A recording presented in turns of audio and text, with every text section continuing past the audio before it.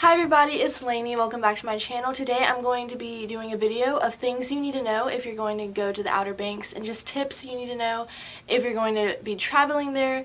We just went to the Outer Banks the last week of May. It was about 2 weeks, I think, after they opened up from Corona. It was so much fun. We just had such a great time there. I definitely recommend going if you haven't been there before, or if you're thinking about going. It is so much fun. Okay, the first thing I'm going to mention is where to stay. I feel like this was kind of confusing for us, kind of confused as of where to stay on the islands. And so I'm just going to tell y'all. We stayed in Duck and we absolutely loved it. It's the cutest little town. It's really busy, but it has a lot of fun activities to do there. I would recommend staying in the Duck to Nags Head area, so you can stay in Duck and what's it called? In Duck and Southern Shores, Kills Double Hill, Kitty Hawk, and Nags Head would be the best area to stay.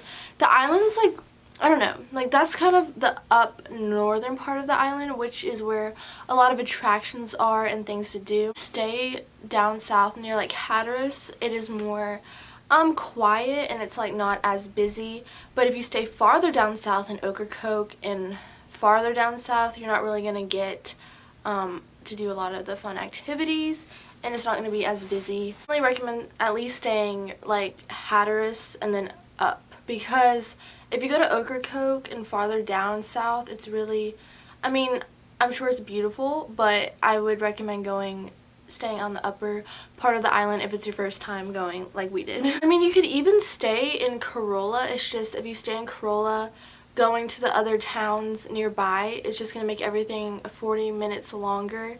And if you're staying down in Hatteras, it's going to be an hour and a half, or about an hour from all of the major towns. So that's why I would just recommend staying in the towns I mentioned. Is what rentals or hotels you should stay in. So personally, they had a lot of hotels. We stayed in a rental house and we loved it. We used the rental company Twitty. Kind of intimidating at first to use the Twitty company website, just because if you look at their reviews, it's really bad. The majority of their reviews are really bad, but our house was great. It was beautiful. It was perfectly spotlessly clean, and we loved our house. It was just awesome. We stayed in Duck, like I mentioned before. So we used Twitty, and actually we arrived before the usual check-in, and there were actually people at the Duck location handing us the keys, and we could ask them questions. But if you arrive later, then no one will be at the office. If you arrive after 5, I believe. Good experience with Twitty, so I would definitely use it again. There were there's tons of other rentals and hotels there. I'm looking at my phone with all the information. There was Sun Realties and Midget Realties, if y'all want to look at that. The next thing I'm going to mention is merchandise stores. So the whole Outer Banks is kind of owned, or mainly the merchandise stores are the Super Wing stores. And there's other different kind of merchandise stores there, but they're all brand named, and that aren't Super Wings, but the majority of the merchandise stores are Super Wings. I got everything from Super Wings. I got this cute Outer Banks shirt. Got a lot of cute shirts there. Oh, there's a bug. Got a lot of cute shirts there. I got these necklaces and hats and stuff. So I would recommend Super Wings, but also look at all the other cute stores as well. Okay, next I'm going to talk about attractions and things we did at the Outer Banks that I would definitely recommend for you all to do. So the first thing we did, I think the second day we got there, was we flew in a biplane, and it was such a fun experience. I would recommend it to anyone. It's so awesome. We used the OBX airplane company in Manteo, North Carolina, and it's really not that far from Duck. It's about 30 minutes. And it was so much fun.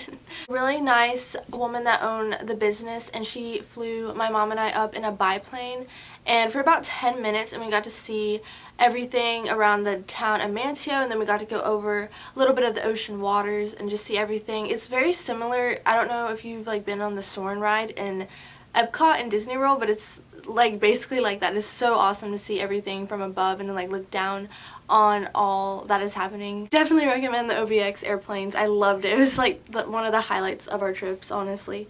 Another really fun thing to do in the Outer Banks is go visit Jockey Ridge State Park sand dunes. It was literally so awesome. It's honestly, when you go to the sand dunes, it's like you're in like a miniature desert because there's just sand everywhere and it's so like cool looking. I would definitely recommend going. It's free. It's like a state park tourist attraction, and it's just awesome. Another thing that Jockey Ridge State Park has is if you go on another road, if you go past it and then go down to the right on the road called Soundside, you can go to this place with a huge like beach sandbar that goes like 50 feet out into the beach, and it's super windy sometimes there, but it looked really awesome. Also, when we went, we were so lucky we didn't have any rain except maybe like for 20 minutes on our very last day. So we didn't have any rain, but we did go through some very windy weather there. But if I would have known this, I would have done this during the windy weather.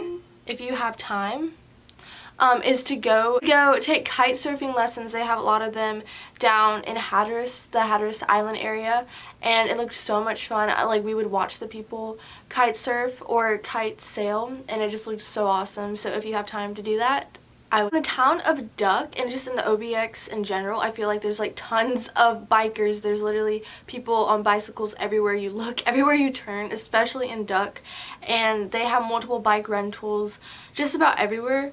They also have kayak rentals and paddleboard rentals. If you are interested in that, they have tons of golf courses and mini golf courses, and they have you can also skydive there, I believe, too, and they have like zipline parks, I believe, but most of these things, or some of these things, were closed down due to COVID when we were there, so we couldn't like go to every one of these things, but they did look awesome. Also, they have Jeep rentals, which is really good if you don't have a four-wheel drive car, because you can actually drive on parts of the Corolla Beach and see the wild horses, and you can go, if you're interested in going to like the Cape Point area in Hatteras or just driving on any of their beaches, you can rent a Jeep rental. Okay, so next I'm going to talk about fishing, because one of our main reasons we went there was for a fishing trip, and I just thought I would give y'all some fishing tips that we got from a lot of the bait and tackle people and the locals. The locals are super friendly and helpful there. They're so nice, but I thought I would give y'all some tips. So we went to the Avon Pier and the Rodanthe Pier. A lot of the piers were closed while we were there, also due to COVID and hurricanes and just the damage from that. But we went to the Avon Pier, and all we caught were skates. My mom caught like a tiny whiting. Fish on the piers or on the fishing charters, it covers your fishing license. But if you're in like a really public area where people are catching a lot of fish and you don't have a fishing license, you might get caught. We didn't have a fishing license when we caught stuff on the surf. We were more on a private area of the duck beaches, but a major part we didn't catch anything on the piers was because of the weather. If it's super sunny and super windy, they said the fish will not bite, and we did not get any bites from any fish. The days we did catch fish, it was super overcast and it wasn't as windy, and so the fish really started biting, and the fish we caught were huge. We caught all the fishes we caught were about 22 inches, and some of them were like 5 pounds each, which was amazing, and they were delicious. We put them in ice like immediately after we caught them and cooked them we cooked them about 2 days later, and they were some of the best tasting fish we've ever had. I don't even like fish that much. It was just that good. We were so happy from our fishing experience there. If you're looking where to fish, like I said, where we caught all our fish was right on the surf on the Duck Beach. So they have fishing charters. The Oregon Inlet is supposed to be one of the best places to fish there. Also, Cape Point is supposed to be one of the best places to fish there because it's like the strip of beach right in the middle of the ocean. It's down in Hatteras, but you have to have a four-wheel drive to go there. It was actually, most of it was closed when we went. Another attraction I forgot to mention were the lighthouses. So if you stay on the upper northern part of the Outer Banks where we were staying there, you can visit 3 out of 4 of the lighthouses on the Outer Banks. There's the Bodie Island Lighthouse, or the Bodie Island Lighthouse, there's the Hatteras Island Lighthouse, and then there's the Currituck, and then there's the Currituck Beach Island Lighthouse, I believe, in Corolla, and then the 4th lighthouse is in Ocracoke. You have to take like about a 2-hour ferry to go to Ocracoke, so we weren't able to do that. But The lighthouses were so beautiful. It was so interesting to see the architecture. You can actually go up in them if it isn't closed down, like due to Corona or something. You can go up and see the view from above. Now I'm going to talk about places where to eat and where not to eat. So I'm going to start off with where not to eat. So I thought I would just share this with y'all to maybe save you from a bad meal experience. So the first place I do not recommend eating is Black Pelican. It's a very aesthetic, really cool looking restaurant, but it's just the food is not good, especially for the price, and I did not enjoy my meal. We did not enjoy any of our meals. I ordered shrimp. It was just super overly battered. Did not like it. Okay. The next one is Tulio's Bakery. I was really excited to eat here actually because I would like read reviews before going to the Outer Banks. This is located in Duck. The bakery's really overpriced and overrated. It's not good at all. I just don't recommend it. So I have New Qualities ice cream. This ice cream, I mean, it's not horrible. I just want to eat there again. It's it's just not good. Next we have the Outer Bean Cafe. I ate at the one in Duck and I ordered a acai bowl, and I was so excited to like have one because I never had one before, and it was literally melted by the time they gave it to me, and it just was not good. Called the Sugar Shack. I really did not enjoy it. I ordered the po' boy, shrimp po' boy there. It just was not good. I had to wait like 40 minutes for it, which was fine because they were busy, but I don't know, it just wasn't good. Also, do not go to Slice Pizzeria.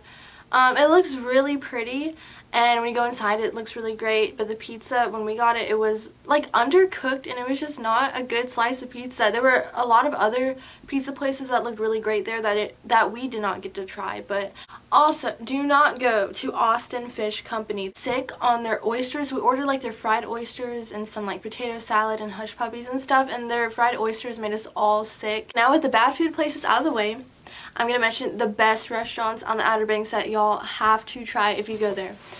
First, I'm going to mention I Got Your Crabs. This place has the very best seafood on the whole Outer Banks. It is absolutely delicious. Everything we ordered there, we loved. It was so sad though because like we found it on the last day, so we couldn't like fully enjoy it like throughout the week, but it's the best restaurant, I swear. I got the shrimp tacos, and if you're looking for fish or shrimp tacos, this is the place. They have like amazing sauce and mangoes on it, and then my dad got like the fried oysters and my mom got like the crab plate, and it's a 10 out of 10. It's delicious. Okay, next I'm going to mention Henry's, because when we were there, we woke up really early one morning. We were looking for like a pancake place, and it was kind of confusing. Like we just couldn't see a lot of like breakfast places open. We called Henry's, and this place is a great place to have breakfast. They give you a great pancake platter. They're also open for lunch and dinner, which they're probably great too. Sadly, we couldn't eat at them for lunch and dinner, but I'm sure it's great. Next, we have Duck Donuts. Duck Donuts is the best donut place I've been to. They serve your donuts like fresh and hot right out of the frying pan, or is that right? Right out of the frying kitchen, and it is so good. You get to customize it, or you can order their popular different donut, Bad Bean Baja Grill. It's so good. It's just delicious. It's so good. Like, I was a person that was like, I don't want to eat a hamburger like while I'm at the beach because I can eat a hamburger anywhere, but the Five Guys at the Outer Banks is the best Five Guys in the world. It's the best Five Guys I've ever been to. It's super organized. It is absolutely delicious. Shauna's Bistro. This was down south near the Hatteras area. It was really good. The shrimp quesadilla is what I got, and it was delicious. I have Ladle's Soup. It had a great crab bisque there. That was just really good, and I recommend it. Okay, so that was my Outer Banks tips and things to do at the Outer Banks video. I hope you enjoy.